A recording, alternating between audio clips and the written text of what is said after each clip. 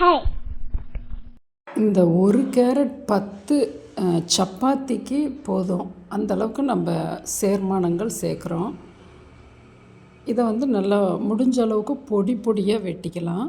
நாம் இன்றைக்கி இந்த கேரட் சட்னி சப்பாத்திக்கு செய்கிறோம். சாதத்துக்கும் நல்லெண்ணெய் விட்டு பிசைஞ்சு சாப்பிட ரொம்ப அட்டகாசமாக இருக்கும். நீங்கள் மதியம் லஞ்சுக்குமே வெளியே கட்டி கொடுக்கலாம்.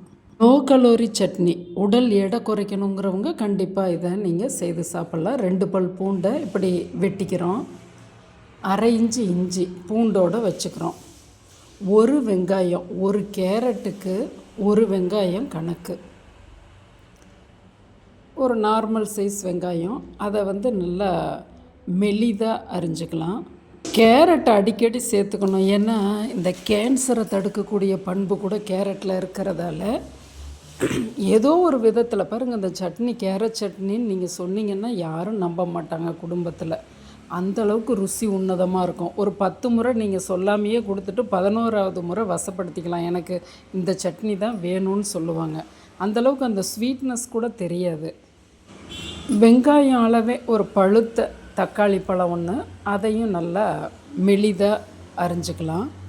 இந்த தக்காளியும் வெங்காயம் கேரட் சேரும்போது நீரிழிவு கட்டுப்படுது, ஹை ப்ரெஷர் கூட கட்டுப்படுது. இது லோ கலோரிங்கிறதுனால நீரிழிவுக்காரங்க ஹை ப்ரெஷர்காரங்க 2 பேருமே தாராளமாக நீங்கள் எடுத்துக்கலாம்.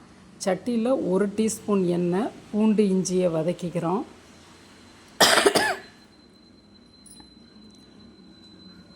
நல்லா பூண்டு போடுறது அதில் உங்களுக்கு அலிசின் இருக்கிறது தெரியும். அது கேன்சர் பண்புகளை விளக்குதுன்னு தெரியும். கடலப்பருப்பு உளுந்தம்பருப்பு ஒவ்வொரு டீஸ்பூன் போட்டு நல்லா குளிக்கிறது போல் வறுபடணும். 80% வறுபட்ட உடனே வரமிளகாயை நான் எப்பயும் இப்படி கட் பண்ணி போடுவேன். உள்ளேயும் எண்ணெய் போகும், வெடிச்சும் வெளியே வராது. 4 மிளகாய், கொஞ்சம் காரம் இல்லை. கேரட்டுங்கிறதுனால ஓரளவுக்கு நீங்கள் கூடுதலாகவே சேர்க்கலாம். நல்ல மணம் வருது. பூண்டு, பருப்பு, மிளகாய் மணம் எல்லாம் ஃப்ரை ஆனதுக்கப்புறம் அந்த வெங்காயத்தை போட்டு நல்லா ஒரு 60% வதக்குனதுக்கப்புறம் தக்காளியை போடுறோம். அதில் ஒரு சொல புளி வைக்கும்போது நீங்கள் மதியம் சாதத்துக்கு கொடுத்து விடலாம். உப்பும் போட்டுக்கிறோம். மல்லி இலை, அதை எடுத்துட்டு ஒரு கேரட்டை சட்டியில் போட்டு 1/4 டீஸ்பூன் எண்ணெய் போட்டு அந்த கேரட்டோட தண்ணி எண்ணெயிலே வெந்து வரும். 3 நிமிஷத்தில் பெரட்டி பெரட்டி கொடுக்குறோம். வாசம் வருது. எடுத்து எல்லாம் ஒன்றா அரைச்சிட்றோம்.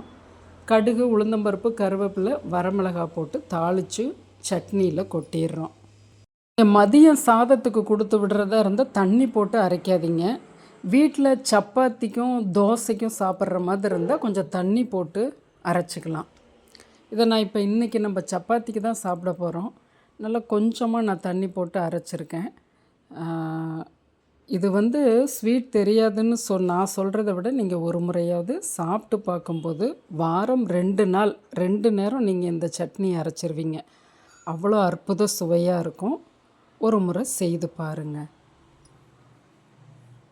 நம் சமையலறை என்றும் உயிர்ப்போடு இருக்கட்டும்.